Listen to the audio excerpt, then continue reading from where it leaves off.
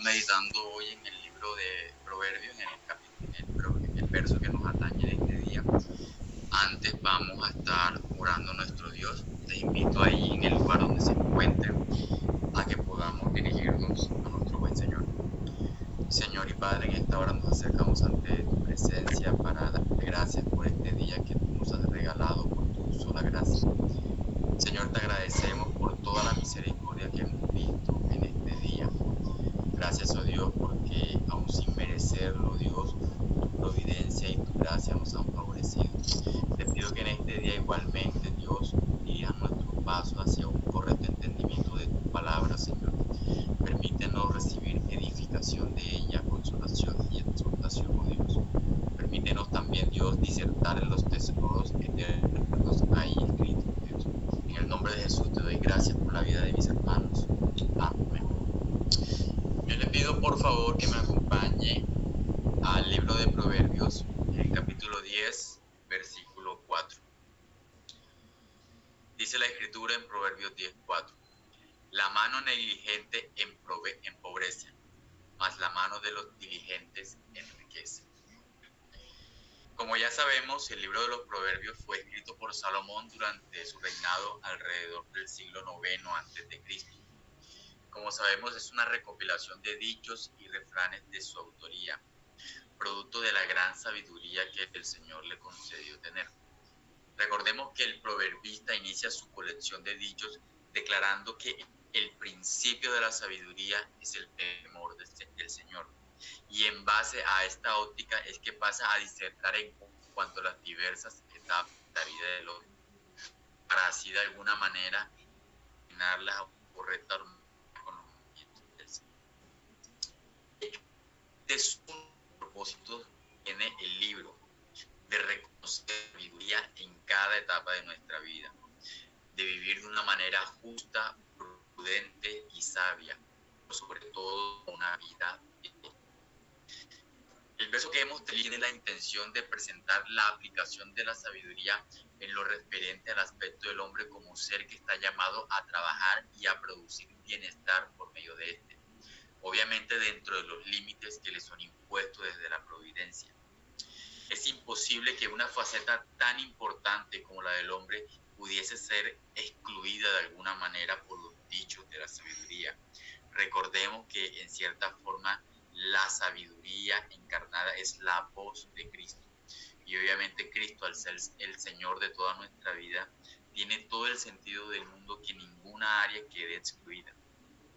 Y el hecho de que este pasaje esté ahí nos muestra la realidad de que no hay área del hombre en la cual no esté obligado a dar gloria a Dios. Dios no nos ha dejado a ciegas y no quiere que descubramos la verdad por medio de experiencias ni apelando a sabiduría mundana, sino a Él, puesto que Él es nuestro creador, conoce perfectamente aquello que estamos llamados a hacer y cómo llegar a hacerlo. Para ello, para entender el consejo citado en Proverbios 10:4, es necesario que nos remitamos al inicio y para ello repasemos el deber que le es impuesto al hombre aun cuando estaba en esa condición de inocencia en el huerto de Edén. Así que hablemos un poco del deber de trabajar. Y debemos decir que esta la encontramos primeramente en Génesis 2:15. Dice la escritura: tomó pues Jehová Dios al hombre y lo puso en el huerto del Edén para que lo labrara y lo guardase. Génesis 2:15. El deber de trabajar nace con el hombre mismo. Al ser una criatura creada a imagen y semejanza de Dios, debía imitar al Creador en cuanto al hecho de trabajar y procurar bien. El Creador mismo le dio el ejemplo al crear de la nada durante 7 días a una bella y preciosa creación que era buena en todo sentido. Dentro de esta creación, el hombre fue colocado en el huerto del Edén, un jardín plantado exclusivamente para él, con la tarea honrosa de ser el regente de esa bella creación que le había sido entregada. Y para ello le dotó de todas las habilidades y cualidades para llevar a cabo dicha tarea. Incluso se le dio una ayuda idónea para que le fuese un apoyo en este trabajo. Eva estuvo ahí para él en todo momento en el ejercicio de la misión agradable que había sido delegada por Dios. La misión era sumamente preciosa: labrar la tierra y cuidar del huerto. Mediante esta tarea, Adán podía ver en la naturaleza la grandeza del Creador, gozarse en él aún más, y podía ser el instrumento por medio del cual Dios realizaba su obra. Pensemos en esto: Dios no necesitaba encargar a Adán de esa tarea, así como muchos fenómenos y procesos de la naturaleza fueron diseñados para funcionar a espaldas de él. Sin su supervisión, el labrar y el guardar hubiesen también de alguna manera haber sido procesos que funcionaran a espaldas de Adán. Así que Adán debía ver en esto la oportunidad generosa de Dios de incluirlo dentro de los alcances de su obra. De esta manera se puede concluir que el trabajo en cierto modo dignificó a Adán, le dio una identidad y fue el escenario perfecto para colocar sus dones al servicio de Dios. Mis amados, de aquí podemos intuir que el trabajar no es un castigo como algunos creen. El trabajo y procurar bienestar es parte del diseño original, y en cierta forma nos identificamos con el Creador al realizar obras que nos beneficien a nosotros y beneficien a otras personas. Recordemos que nuestro Señor en alguna ocasión dijo en Juan capítulo 5 versículo 7, y Jesús le respondió: mi Padre hasta ahora trabaja y yo trabajo. El mismo Dios nos ha dado ejemplo de que nuestro deber debemos hallarlo en Él, y que no fuimos colocados en esta tierra para ser simplemente seres ociosos. No es así. Mis amados, y no obstante, como bien sabemos, el pecado hizo su aparición en escena y alteró mucho del orden natural de la creación. El trabajo se vio afectado por sus estragos y se volvió en cierta forma infructuoso y frustrante. Y peor aún, se convirtió en algo vano, ya que en muchas ocasiones su fin apuntaba a cosas perecederas sin ningún tipo de valor eterno o trascendente. Dice la Escritura en Génesis capítulo 3, versículos 17 al 18, y al hombre dijo: por cuanto obedeciste a la voz de tu mujer, y comiste del árbol del que te mandé diciendo: no comerás de él, maldita será la tierra por tu causa, con dolor comerás de ella todos los días de tu vida, espinos y cardos te producirá, y comerás plantas del campo. Aún así, hermanos, pese a la vanidad que supuso la entrada del pecado, el mandamiento de trabajar seguía vigente como antes. A pesar de que el trabajo del hombre sea principalmente para su vientre, lo cual posteriormente era echado en la letrina, y que muchas veces su trabajo se gastase en cosas corruptibles como ropa o techo, y su resultado fuese cansancio físico y sentimientos de frustración, sigue siendo obligatorio y un privilegio que nos es concedido por su gracia. Cada uno, dentro del rol que le ha sido colocado, está llamado a hacer con sus manos lo que es bueno y agradable con Dios. Algunos para el sustento propio y para los que están a su cargo, y otros para la extensión del reino de los cielos. De modo, amados, que ninguno está exento de dicho deber. Pero de la forma que sea, todos están llamados de una u otra forma a usar sus dones para moldar la creación en beneficio de la sociedad. De forma, amados hermanos, que la reforma protestante en cierta forma vindicó el trabajo y quitó esa barrera que había de distinguir el trabajo secular, como algunos lo llaman, del trabajo común, de distinguirlo del trabajo santo que era llevado principalmente por los ministros del Evangelio. De forma que enseñó que el hombre santo tiene el deber de trabajar para la gloria de Dios y hacerlo de la mejor manera posible, sin importar si era un pastor, maestro o misionero, o si era un zapatero, albañil o carpintero. Para el Señor era igual, y ante Él tenían el mismo deber de realizar la tarea como si fuera para Él mismo. Vemos que Pablo en sus cartas habla de esta verdad y la presenta como una evidencia de alguien en quien ha obrado la gracia. Dice la Escritura en 2 Tesalonicenses capítulo 3 versículo 10, porque también cuando estaba con vosotros os ordenábamos esto: si alguno no quiere trabajar, tampoco coma. Y también viene aquel pasaje que dice, porque si alguno no provee para los suyos y mayormente para los de su casa, ha negado la fe y es peor que un incrédulo. Primera de Timoteo 5:8. Así es que, hermanos, como lo he mencionado, la salvación y el evangelio no anulan dicho deber en nosotros, sino más bien que tratan de encauzarlo a su fin original. Esto es, dar gloria a Dios pese a los embates del pecado y a la vanidad que éste ha supuesto para con el trabajo. Ahora sí que, hermanos, les invito a que leamos la parte A de nuestro pasaje, que dice, la mano negligente empobrece. Esto puede verse de alguna manera como una prohibición para la ociosidad. Así que tratemos de hablar un poco de esto. Si bien el trabajo es parte del orden natural establecido para el ser humano dentro de aquel diseño que fue hecho para el hombre, la ociosidad, por así decirlo, es una alteración de ese orden natural establecido. Y no es para menos que sea así. El pecado afectó muchas esferas de la creación y de la vida del hombre. No debemos sorprendernos de que el trabajo, eso que es bueno y honroso que Dios creó, en el cual el hombre pone sus dones al servicio de Dios, en este momento el hombre experimente pereza y retracción al momento de llevar a cabo. Todo por el efecto del pecado.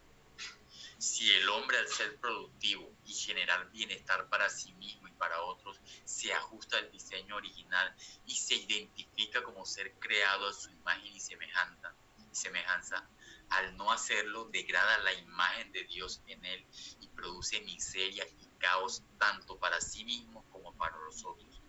A su vez, es tentado a recurrir a otros medios como el robo para satisfacer sus necesidades. La observación de Salomón no solamente aplica al ámbito económico o aquella de la generación de riquezas, sino a todas las áreas en las cuales se nos demanda cumplir con nuestro deber. La negligencia es un flagelo que afecta seriamente el orden social y abre las puertas al deterioro de la misma. De hecho, el proverbista, apelando al diseño divino, le aconseja al hombre que si quiere ser sabio, debe ser alguien productivo en todos los aspectos en el que el Señor, de acuerdo a su voluntad, le coloque. Mis hermanos, muy probablemente Salomón observó en su experiencia de observación que la ociosidad en la mayoría de los casos era la puerta de entrada a otros pecados como el hurto, el homicidio y la asociación para cometer delitos. Y esto es una confirmación de que el ocio es un atentado contra el diseño del hombre. Pensemos en una cosa. Jesús enseñó de que Satanás ha sido un ladrón y un homicida desde el principio. Y cuando el hombre cae en ociosidad, generalmente es impulsado al robo. Y al ser impulsado al robo, generalmente comete homicidio para conseguir aquello de lo cual no quiere trabajar. Y esto es una muestra de que la imagen de Dios está seriamente alterada en él.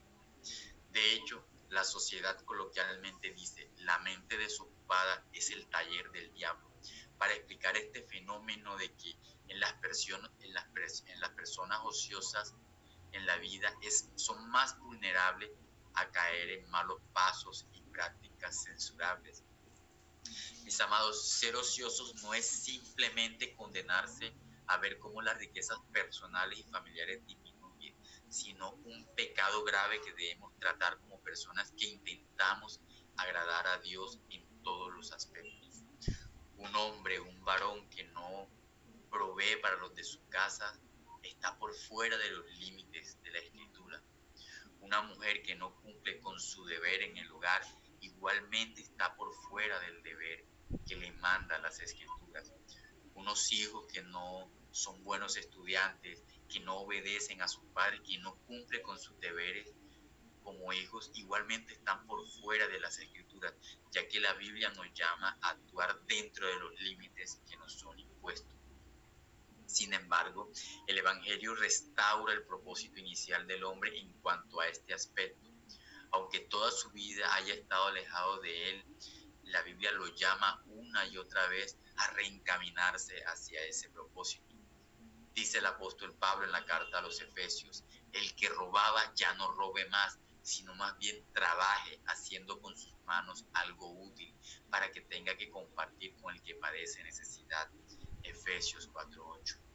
En la mayoría de los casos, una nación, país o pueblo será próspera en la medida de que sus habitantes sean personas trabajadoras y diligentes.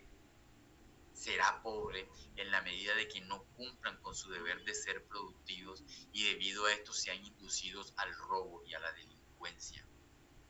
Mis amados, y para traer un poco de equilibrio a todo lo que estoy diciendo, no estoy diciendo, valga la redundancia, que en todos los casos de aquellas personas que trabajan arduamente, absolutamente en todos los casos tendrán abundancia de riqueza y no experimentarán carencia alguna. No, ya que hay muchos factores que intervienen en ello, no solamente nuestro trabajo, y factores que no están bajo nuestro control. Dios en su soberanía ha determinado quién tendrá abundancia de bienes y quiénes no.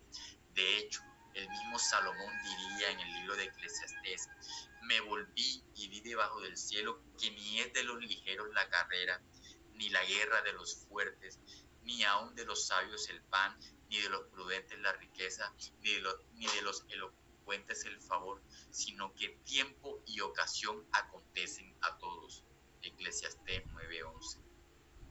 Tampoco me estoy refiriendo a aquellos que etiquetamos como riquezas injustas en la vida, en la cual aquellos que tienen abundancia de riquezas lo han heredado de otros o lo han obtenido por medios ilegales. No me estoy refiriendo a esto.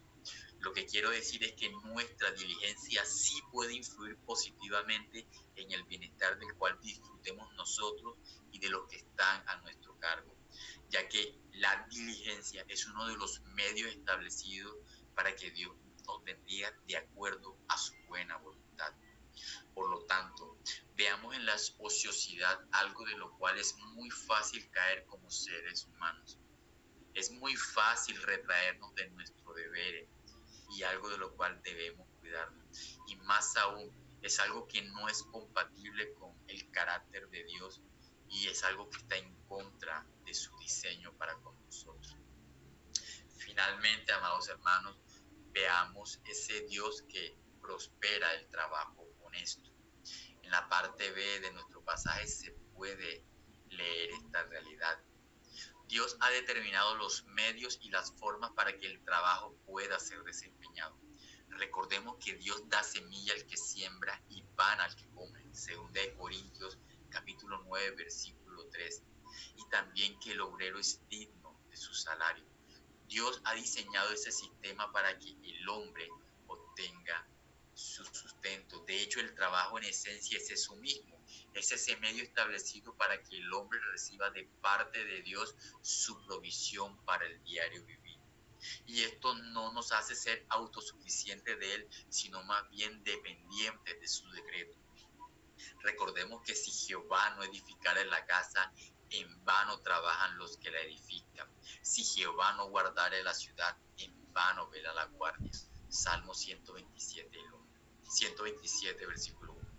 El hombre debe procurar la gloria de Dios en su trabajo, progresando con diligencia y honestidad, haciendo uso de los dones que Él mismo le ha dado, invirtiendo el dinero recibido de Dios por medio de este como un regalo de su providencia, y debe invertirlo en cosas lícitas que procuren su bien y el bien de los suyos.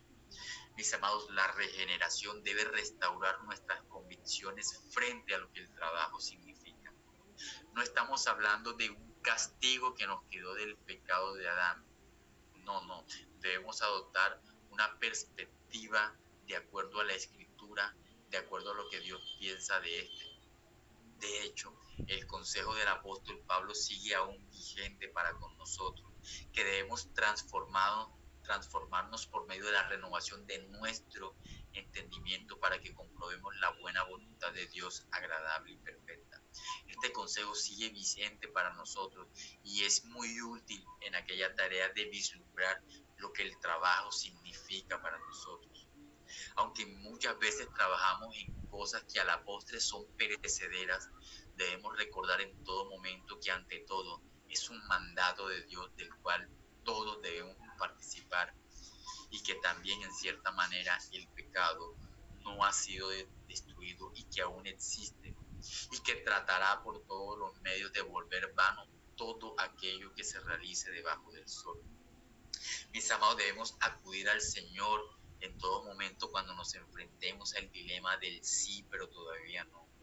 Sí tenemos una nueva vida en Cristo, pero aún estamos confinados en una creación que está circunscrita bajo los efectos del pecado. Para terminar, quiero hablar acerca de una ilustración. En alguna ocasión a Lutero le preguntaba un zapatero: ¿cómo puedo dar gloria a Dios desde mi oficio como zapatero? Y él le respondió: haz zapatos excelentes, zapatos de excelente calidad a un excelente precio, y trata bien a tus clientes. Esta es la manera como un zapatero puede dar gloria a Dios desde la profesión que le ha sido conferida por la deidad. ¿Cómo podríamos hacerlo nosotros desde nuestro rol? El hombre proveyendo con diligencia para las necesidades de su hogar, entendiendo que todo lo que recibe es un regalo de Dios para su sustento y para el sustento de su familia. La mujer, en sujeción a su esposo, debe estar pendiente de los asuntos de su hogar y trabajar en otro tipo de cosas, siempre bajo la sujeción de su esposo. El niño debe ser un excelente estudiante, no haciendo trampas en el colegio, siendo respetuoso tanto para sus profesores como para sus compañeros. El estudiante de universidad debe ser excelente en la profesión que escogió, desempeñándola siempre con integridad. El abogado debe de alguna manera apegarse estrictamente a la ley, pero por encima de todo debe tener en cuenta los principios de la palabra de Dios, entendiendo que lo hace para la gloria de Dios. El gobernante debe gobernar de alguna manera íntegra, teniendo en cuenta que su oficio de gobernante le es delegado directamente por el Señor. Mis amados, cada uno de acuerdo al rol en el cual es colocado, debe descubrir cómo dar gloria a Dios por medio de ese oficio, siendo diligente, dando gloria a Dios en todo momento. Mis amados, y que Dios nos ayude en esta tarea de ser seres que procuren bienestar y ante todo que busquen la gloria de Dios y agradarle siempre.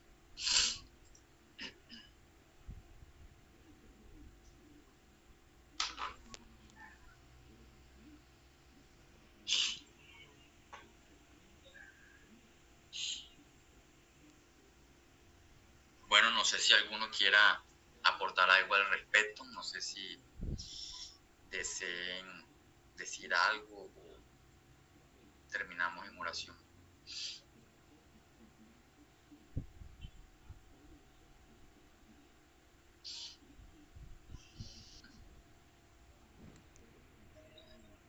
Mi hermano Arnold, ¿me escuchas? No, mi hermano, agradecerte por la exposición, muy buena y muy apropiada también. Es bastante interesante cómo la escritura nos habla también acerca de lo laboral, que a veces pensamos que hace silencio, podríamos pensar eso, cuando realmente hay muchas cosas que nos dice la escritura acerca de ello, comenzando que es algo que Dios mismo ha instituido, el laborar, el trabajo, y cómo la escritura también nos invita a ser diligentes en cada área que nos desempeñamos, incluso lo laboral. El cristiano debería ser un trabajador distinto, diferente, extraordinario, fuera de lo común, y un trabajador ejemplar que procure desempeñarse siempre de la mejor manera en su trabajo. Yo sí te quería hacer una pregunta como para ver qué pensaban, traerla sobre la mesa. Una frase que escuché hace algunos días y pues providencialmente coincide con el tema abordado hoy, para ver qué pensabas tú, cómo se debería entender desde la escritura. Una frase bastante popular que dice que déjame ver si recuerdo, el pobre es pobre porque quiere. En una frase bastante popular, no, el pobre es pobre porque quiere, un dicho popular. A la luz de las escrituras, mi hermano, y a la luz de lo que hoy nos has traído, ¿cómo crees tú que podríamos nosotros como creyentes interpretar esta frase? Y bueno, si algún otro hermano también quisiera aportar algo, el pobre es pobre porque quiere. ¿Qué diría la Biblia? Yo lo que puedo intuir de esa frase es que yo mencioné que tiempo y ocasión acontecen a cada uno. Dios determina soberanamente quiénes han de ser ricos y quiénes han de ser pobres. Sin embargo, esto no nos debe llevar a caer en fatalismo de pensar que, bueno, ya lo que ha de ser será, entonces no me voy a esforzar. Dios obviamente promete darnos nuestro sustento, eso es algo que Él en su palabra nos promete, y debemos ver en el trabajo como aquella oportunidad en la cual el Señor nos da la provisión de cada día para nuestras cosas y para lo que tenemos. Creo que la pregunta del ser pobre o el ser rico, visto desde nuestra óptica, obedece a una posición de falta de contentamiento. Creo que cada uno debe tener contentamiento con lo que Dios le ha dado y ver todo como una obra de la gracia. Lo entiendo de esa manera, y yo en cierta manera para muchos seré pobre, quizás para otros seré rico, y todo está en cómo yo llamo a lo que tengo, si es poquito o es bastante realmente, y si lo llamo poquito realmente eso obedece a una falta de contentamiento que pueda haber en mí. Yo lo que tengo que hacer es trabajar diariamente y pues Dios prosperará mi esfuerzo. Lo veo de esa manera.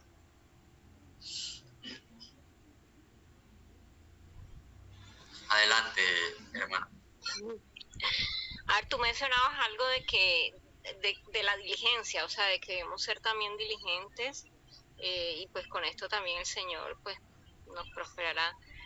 Y pienso que lo que estaba diciendo Marcos ahora, entonces que no debería ser, o que debería ser entonces el pobre es pobre porque no es diligente, ¿cierto? Y la persona no es diligente, entonces pues no va a conseguir algo, o sea, teniendo en cuenta obviamente la soberanía de Dios y la voluntad del Señor. Pues eso pienso según lo que dijo Marco. Y por otra parte, bueno, agradecerte por el tema, muy, muy apropiado, como decía Marcos. Y también que, bueno, es un deber, es un mandato que el Señor nos da. Y que, bueno, a veces, bueno, los que trabajamos con impíos, que somos la mayoría, es un tanto complejo, pero de esto se trata, ¿cierto? Que nosotros como cristianos nos mostremos pues en la empresa en la que trabajamos, que lo que hagamos no solamente sea para el sustento de nuestro hogar, sino pues que con eso demos la gloria a Dios. Es decir, si podemos ayudar, servir a otras personas, así no sean creyentes, creo que con eso, o ese es el deber de nosotros como cristianos. Entonces es algo que no debemos olvidar, y que no solamente el trabajo debe ser solo por el sustento de nuestro hogar, pues por servir, por darle la gloria al Señor, pues por todas y cada una de las cosas que hacemos en nuestro trabajo, aunque pues a veces sea con impíos y nuestro pecado a veces tenga que ser mortificado más en esta área, pero bueno, gracias por la palabra de hoy. Gracias. ¿Alguien más que quiera decir algo?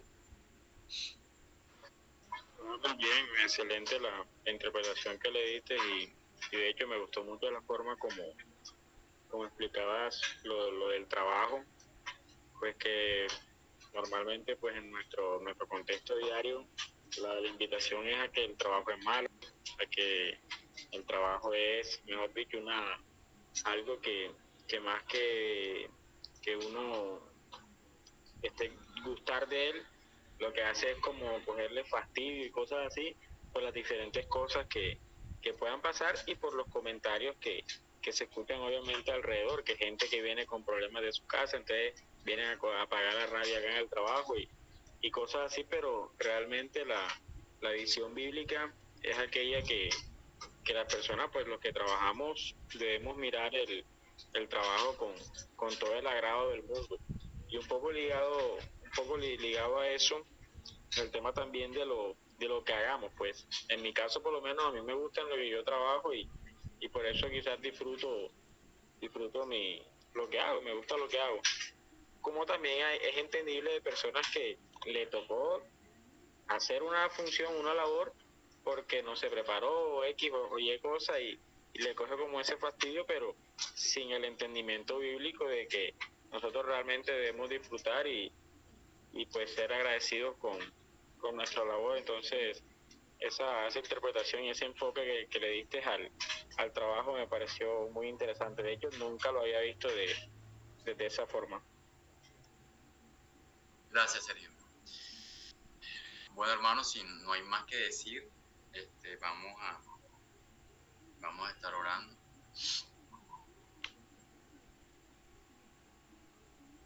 Señor y Padre, gracias una vez más por esta meditación que acabamos de tener.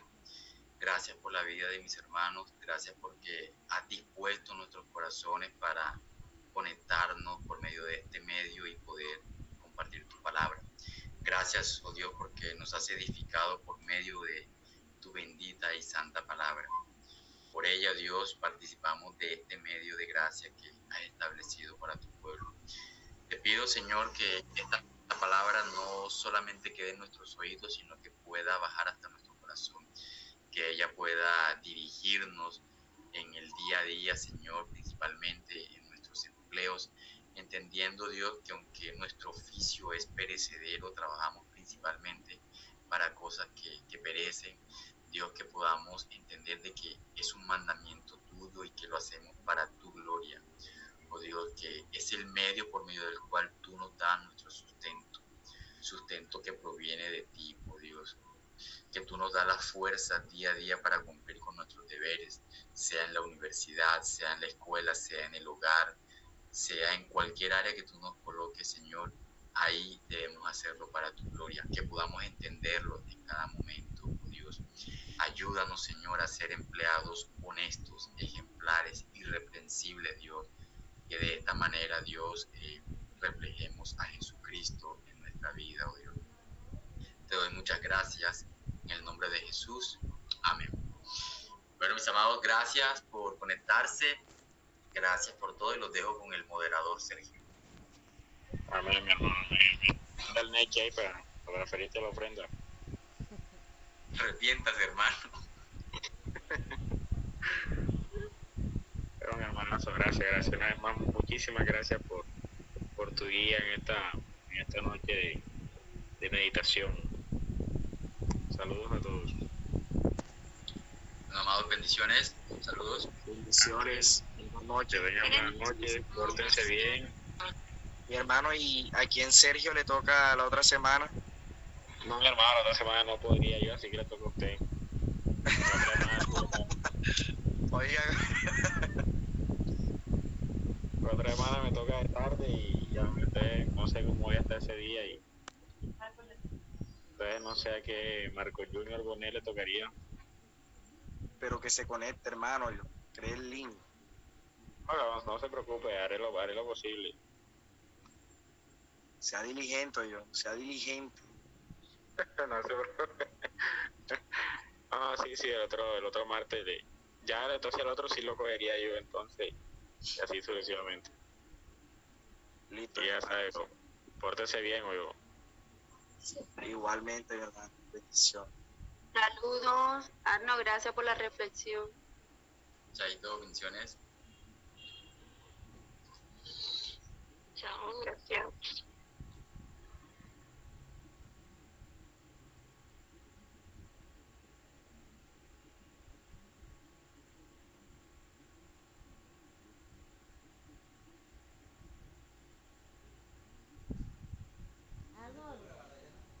Sí, yo creo que sí.